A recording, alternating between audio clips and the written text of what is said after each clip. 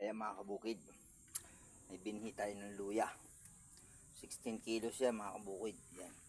Isang balde at isang batya. Yan.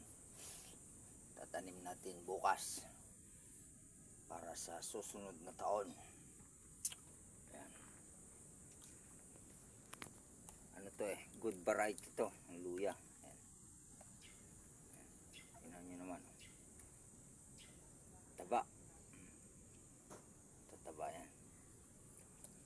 Binabad natin sa tubig para maalis yung yung mikrobyo.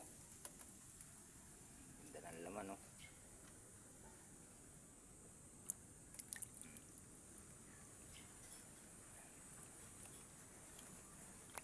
puno yan guys, isang balde tapos isang batya. Tanim natin yan bukas.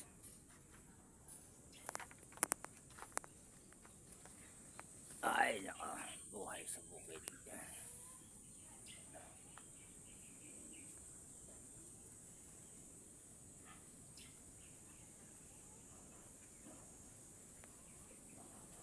Tanglad daming tanglad. Sinong gusto ng tanglad dyan? Ayan dami yan ayan tataba. Ayan pa doon, marami pa yan doon sa baba. Ayan, puro tanglad dyan.